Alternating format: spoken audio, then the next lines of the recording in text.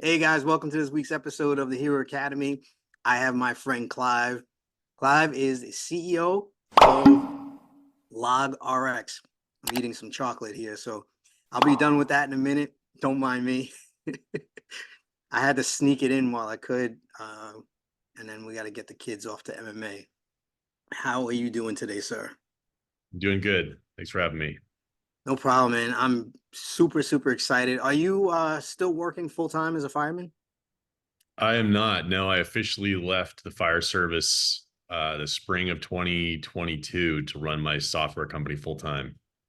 How did you like? When did you start that, and how did you start it? The software company. Um, Technically, I started it in 2016, and I did it because there was a need for it. I couldn't find any good solution out there to track narcotics, and as a fire chief, it's a huge burden to be able to manage all your inventory of these lethal drugs. And so, I kind of started as a hobby just to see where it would go, but I was full time fire chief at the time, so I didn't have the bandwidth to work it in with my schedule. And then it What started state? taking off, so I kind of had to. What state are you in? I'm in California. So in California, the fire department and EMS are all one. Is that true? Like one Sometimes sometimes. Why is the fire department tracking narcotics? because they have paramedics, Okay. and so um, if you have paramedics and you administer narcotics, you have to have a DEA license to do that. And so Okay. a lot of times the fire department will respond first. We get there, we treat the patient. A private ambulance company might show up, and then they'll take over and manage patient care. Oh, okay. All right. I got a few good buddies that are paramedics. So they really are first responders. Yes, yeah, and um, the rest of the country, you get a lot more outside of California. You get a lot more volunteer departments. Yes, where they're actually second responders. Well, they're still just as good as any other firefighter. In fact, some ways they're volunteering, so it's even better. But they don't necessarily have paramedics if they're a volunteer organization. And so the more you get into large municipalities, the more you get like a paramedic on a fire engine. Okay. Yeah, in my county, it's primarily volunteer. There's only a few paid departments. And I was always grateful anytime those guys showed up because I know that they were just getting out of bed or, just decided to, like, it's a passion for them. And I knew that they weren't getting paid. So it's like unbelievable that there's so many people willing to volunteer. And they always have a shortage of volunteers too. Yeah. Yeah. There's always a need. I was a firefighter near San Francisco in a really big department, Contra Costa County. And then I went to be a fire chief in a small, what they call a combination department, which is basically volunteers and paid career firefighters. And so I had a new appreciation for volunteers. Was there any animosity between the guys who were getting paid and the guys that were volunteering? None at None. all. In that department. Uh, a lot of it had to do with because a lot of them grew up together in that community. A lot of them started as volunteers within that same fire department.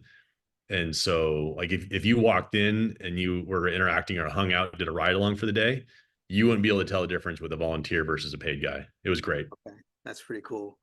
The company, so you started in 2016 and now you stepped away to do it full time and you're crushing it. Yeah. Yeah. So it, I started with a buddy. We got some developers. We've been working on it. And then about 2 years ago, when I was a fire chief at South Lake Tahoe, um, dealing with the pandemic, dealing with massive wildfires, I evacuated the entire city at one point. Snowstorms. The same time LogRx was taking off, we were getting the state of California Fish and Wildlife wanted to use our program. The city of Portland wanted to use our program, and so we realized we had these huge organizations that are entrusting us to track their lethal drugs. We have to take this serious.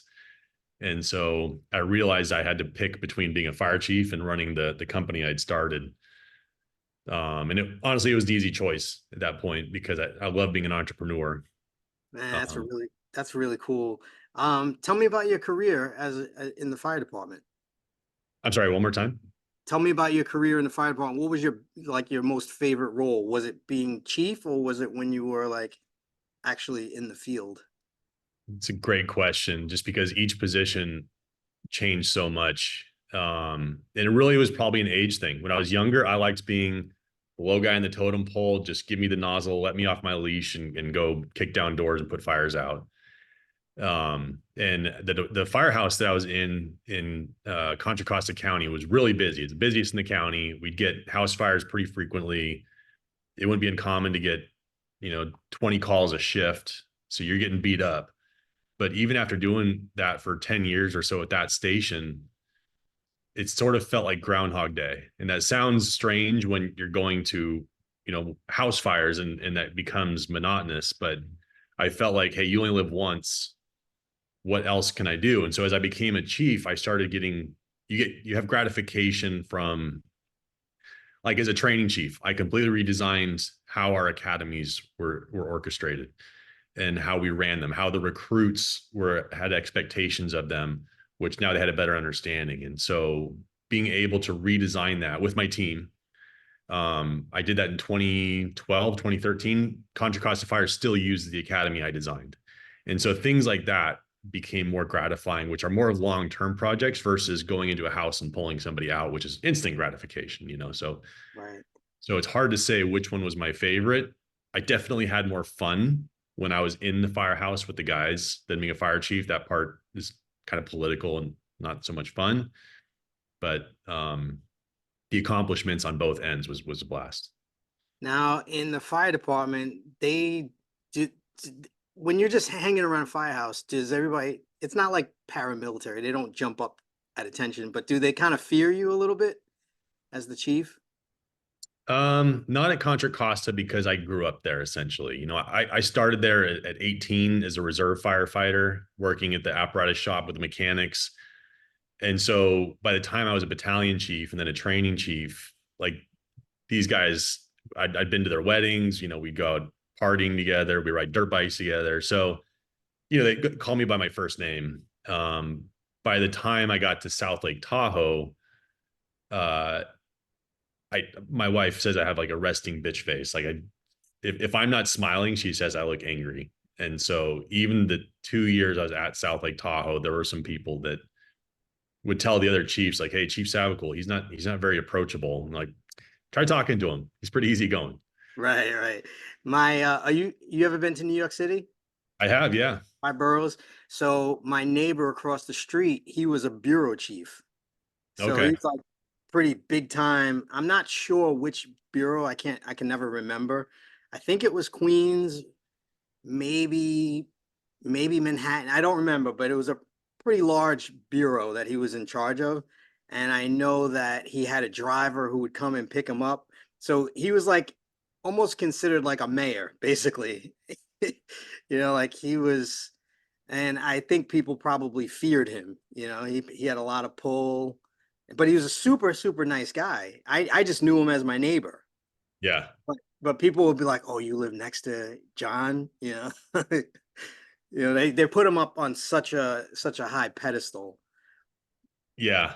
Yeah. So it's funny, when I was kind of bottom of the totem pole and a battalion chief would come by the firehouse, you'd kind of have like, oh, I make sure my uniform's all clean and I'm working, and so you have that. But then by the time you're actually up at that rank, you're still the same person. You're just more experienced and kind of casual. Which, a funny example is during there was a big fire in 2021 in Tahoe, and the guys at South Lake Tahoe, where I was the fire chief, they would complain, or not complain, but they would say that I wasn't very approachable guy.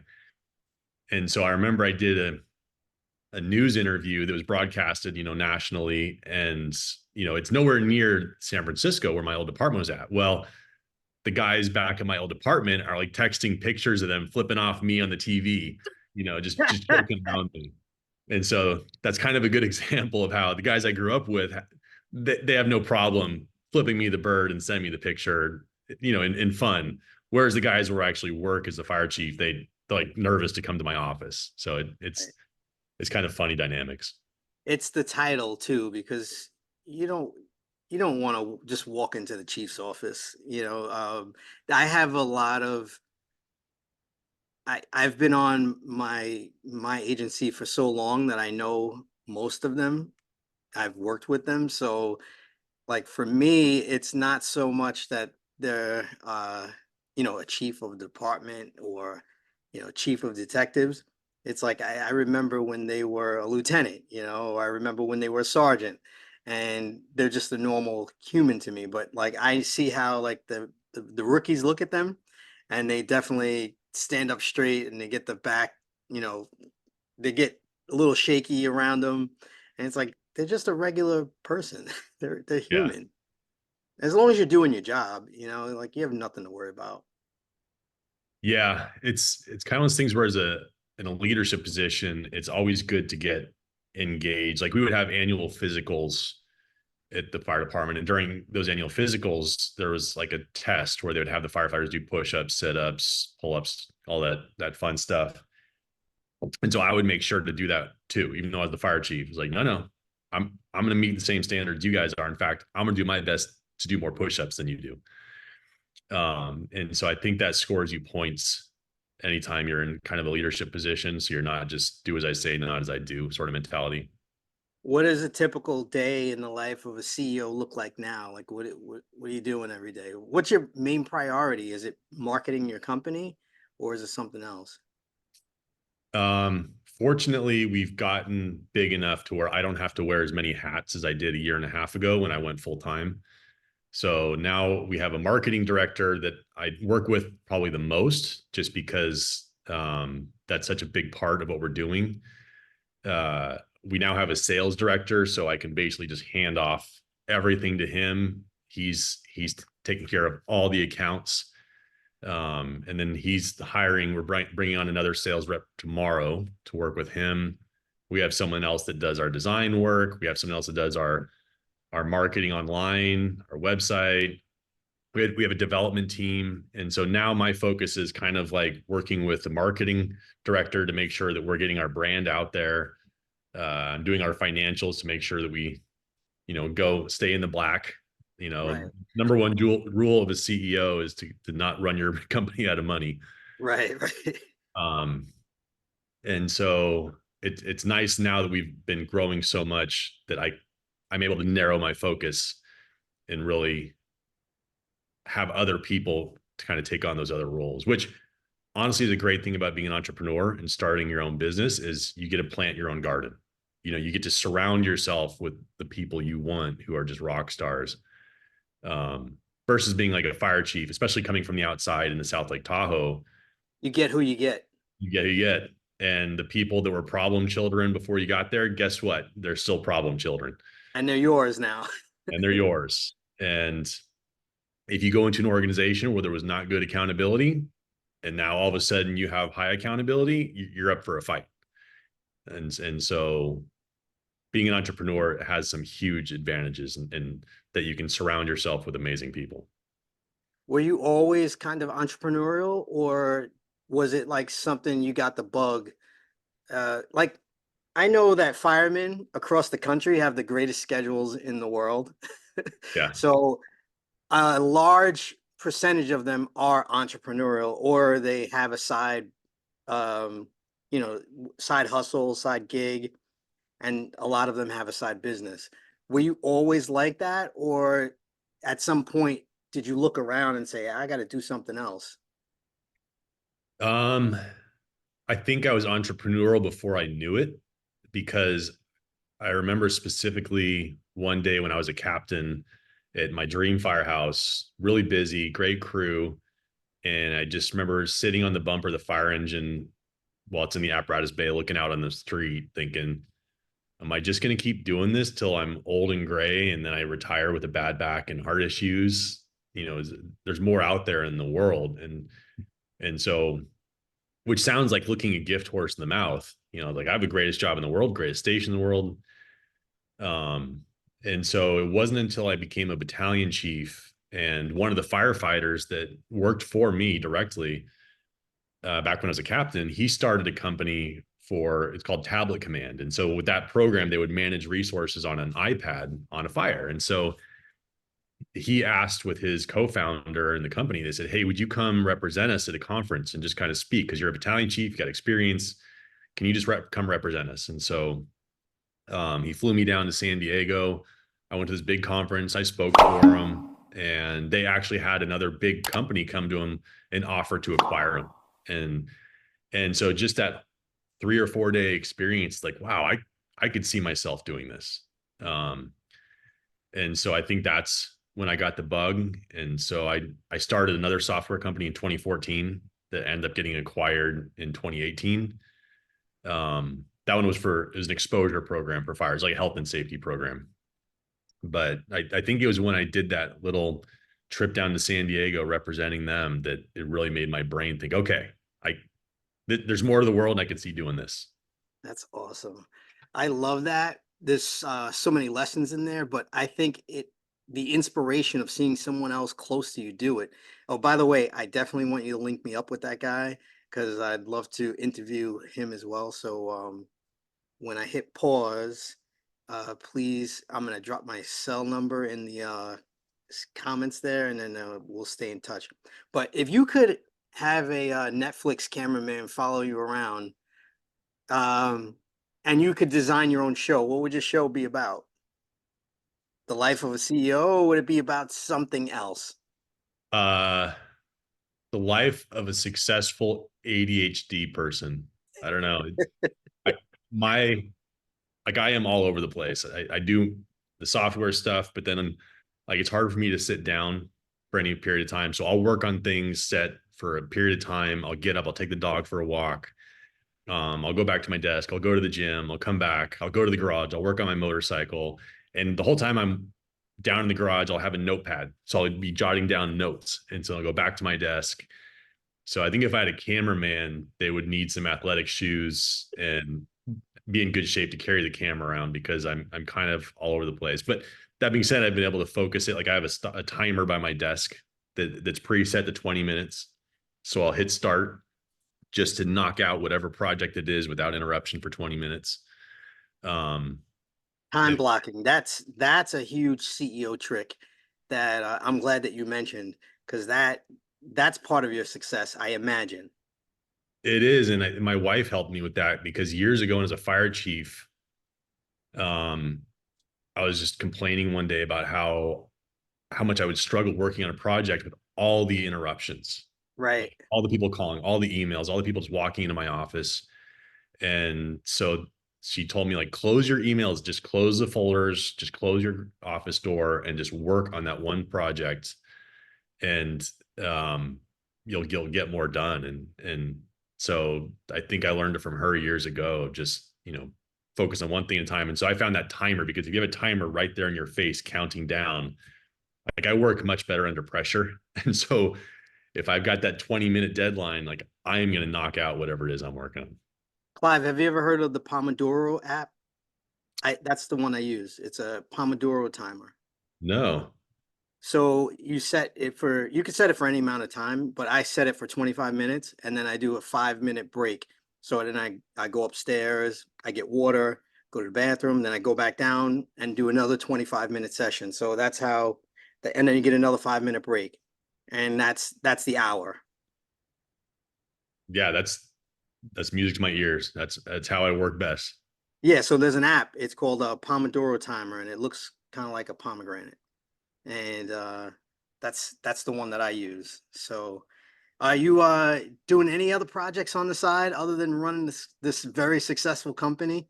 You writing any books or got any speaking engagements coming up? I'm working on a book on I knew it.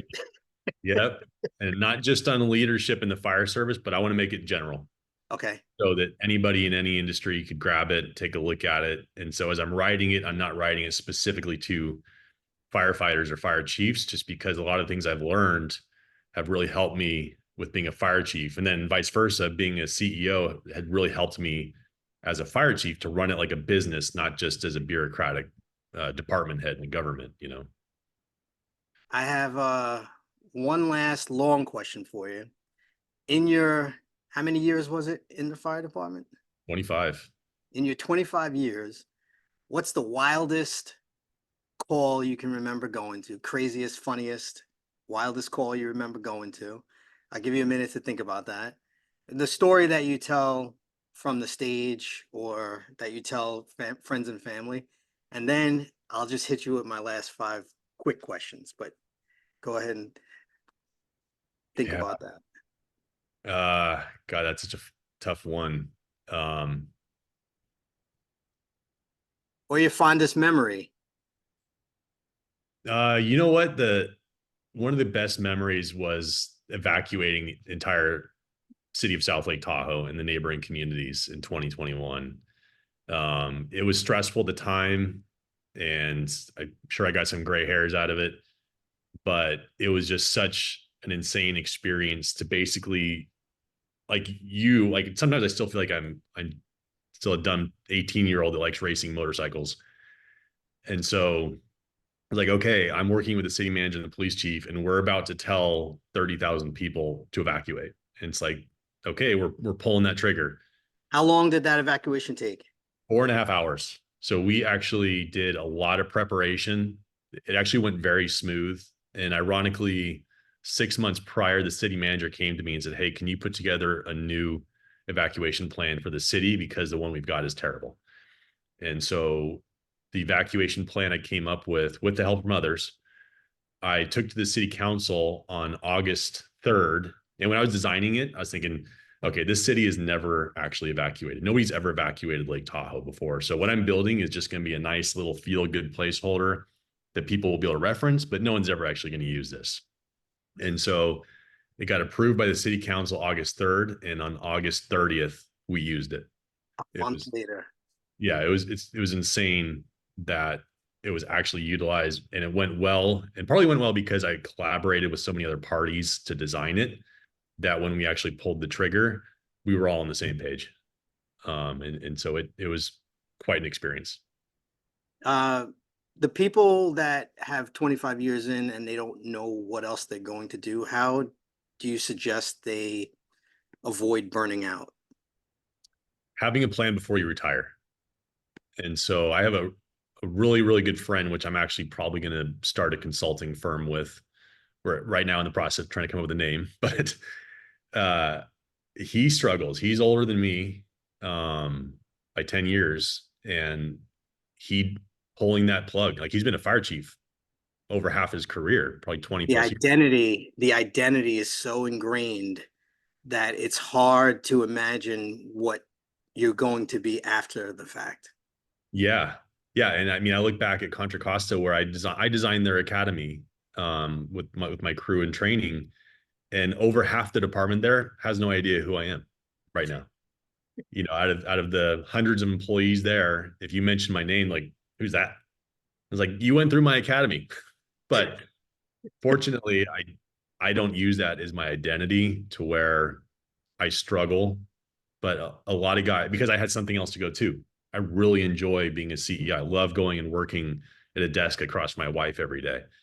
And so if you don't have something like that, you just walk through the grocery store as a civilian and you see this crew of firefighters come in to get their dinner, and you see them grab a tri-tip and you're like, they're going to go barbecue that tri-tip.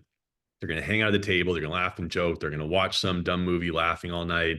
They're going to go to bed. They're going to have a house fire at 1 a.m. They're going to wake up in the morning, just beat to death, sleep deprived, go grab coffee together and have the best time. And now I'm old, broken, walking around like everybody else. And I just feel like I have this void in my soul now. And so if you don't have something to fill that with, it's a struggle. So so my advice is get something you're passionate about and have that ready to go day one of retirement. That's really good.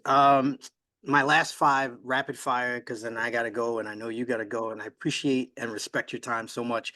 What's your definition of a hero? Because the show is called The Hero Academy, but I know that police, fire, nurses, they don't like to be called heroes, but that is what society calls us. So, what is your definition of a hero? A selfless act that benefits others where you don't get any credit.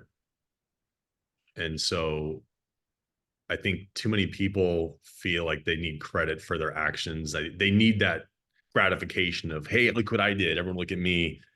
Like every time I got praised as a fire chief, I deflected and said, "Oh, that was Captain so and so. She's the one that set up these vaccine clinics." And so I would always divert credit to my staff because I felt like to be a hero, it really needs to be a selfless act.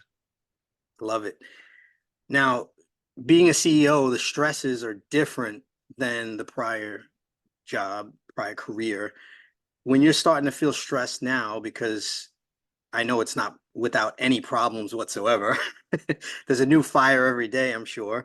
No pun intended. But when you're starting to feel stressed, how do you save yourself? How do you show yourself love? Um, because I work from home and my wife has a business, she works from home. I can just look over my monitor and ask her, "Hey, you want to go for a walk with the dog?" And if I have an issue with the company, a question, I'll look over and say, "Hey, here's what's going on. What do you think?" And like honestly, if I got hit by a bus today, she could step in as CEO because she is so good at troubleshooting and she knows from working with me every day that I have that counterpart that I can look to as a resource. And I know she's going to have good advice and empathize with whatever I'm dealing with, which I didn't have as a fire chief. When you're a fire chief, it is very lonely at the top. You you want to have a number two that you can go to and have that relationship. But for example, my number two at Tahoe, I had a big personnel issue with at one point. They're no longer my number two. I can no longer trust them. And so it's very, very lonely at the top. And I tried to hire a new number two, and the firefighters didn't like that because they just wanted a raise from that money. And so um, there's different dynamics as a fire chief. It's very political versus Yeah. now as a CEO, I've got that person that is my stronghold I can always fall back on. Yes. Now, you had mentioned consulting. I call it coaching, consulting, starting another company so that you can train people how to make that transition. How far out do you foresee that? Like you starting something like that? Because it's sorely needed. Our goal is to have it by the end of Q1 launched of 2024. So by the spring of 2024, we want to have our new consulting firm launched, and we're already reaching out to conferences starting in California to do speaking engagements, um, and just to get that out there on not just one issue in the fire service. Like a big thing in California is consolidations, getting departments that are struggling on their own to consolidate with their neighbors and be more efficient. And so we're looking at different aspects of that because between the two of us, we've got, 60, 70 years of experience in the fire service in leadership roles. And so that's kind of Your partner, I'd like to meet him also. So if you could make that happen, I'd definitely like to meet him too. yeah. What's your greatest strength, your greatest ability today? Um, Something that's carried me my whole career is persistence. Like I've always told my staff, I'm not the smartest guy in the room, but I'm the last guy to give up. You You know, seem like the smartest guy in the room right now. well, maybe I'm also humble, but there's times where I'm around people like, oh man, I'm gonna listen because I'm gonna learn something from this guy or girl. Like there's people out there that I meet and I'm like, this person's got something to share, and I'm gonna listen. Um, but I've just learned like just never give up because you can go into a meeting where other people are going to be competing for something that you want, and it gets to the point where I'd go to meetings like, oh, Chief Savical's here. I know he's not gonna stop. So I'm not gonna put up a fight. I'll just go along because I know he's gonna be persistent. And not like being like a nagging persistent, but just if I've got a good argument and I'm doing the right thing, I'm gonna stand up for it. My last question for you, Chief. If you had a comic book superpower, because you're always a chief, right? Forever. Like you don't lose that, even Yeah, you though still get that. you still get you're forever a chief. But if you had a comic book superpower, what would it be and why? Oh, that's a good one. I think that invincibility, where you have the characters that can get shot and not get hurt, or they Yeah. can survive it, just because the older you get, I'm realizing how many aches and pains I've got from being a firefighter, crashing motorcycles. And so I think that one, because then would allow me, I guess, to keep going and keep pushing forward. Man, What would you do with that one? oh, so I love answering this question because if you know the X-Men, Professor X, he was like really strong telepathically. And I would love to be able, I want all of the mental power. So I want to be able to lift things with my hand. I want to be able to set things on fire with my mind. I want to also be able to tap into other people's minds for good to calm them down. You know, like you have an emotionally disturbed person, and I could just tap into their mind with my mind and say, "It's okay, brother. Calm down. It's okay." Or don't jump. You know, don't jump off that bridge. You're gonna be okay. There's people that still love you, and just be able to like lift myself up with my mind. I want all of the powers of the mind. Like if you Yeah, could activate every single one of those, that's what I want. that's great. And I think that's actually somewhat humanly achievable, because I look back at some of the people I've worked with where you're going through stress and just them coming up, asking you how you're doing, just their tone, who they are, it just like your blood pressure just immediately drops like 20 points. You're like, so It's I think that's an important. achievable one. It's important to have those people. You know, and then I figure if I could lift things with my mind, there's no reason why I can't lift myself and make myself be able to fly. So I think that just naturally comes with telekinesis. Yeah, yeah, that makes Clive, sense. it's been so much fun. And when you do create your consulting company, I have you come back on again and we'll talk about that. All right. Yeah, that'd be great. Thank you so much. I appreciate you and keep up the good work, man. It's good stuff. Oh, if Thank you. people want to find you, how should they reach out?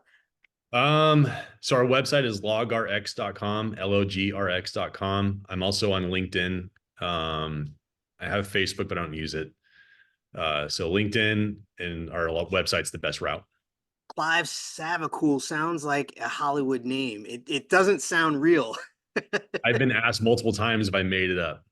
That is a cool name. It's SAVA cool. That's a Yeah. cool name. Thanks. Yeah, I still race motorcycles, and it's on the back of my leathers. Savacool. Like, what does that mean? It's like, it's my name.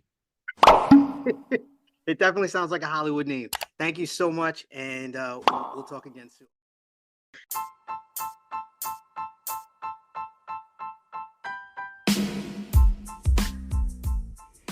All right, family. I hope you enjoyed this episode. Everyone I interview, I've chosen for you guys because of their story, and I hope that you get some value every single time. If you did get value or just simply enjoyed the episode, please share the episode with someone that you know. If you know of a guest, a frontline hero that has an amazing story, something uplifting or a positive message, hit me up in the contact form of www.davidleith.com or DM me at Instagram at davidleith1. Subscribe to the show because I have some really phenomenal guests coming up in the next few weeks that you definitely don't want to miss. All right, one.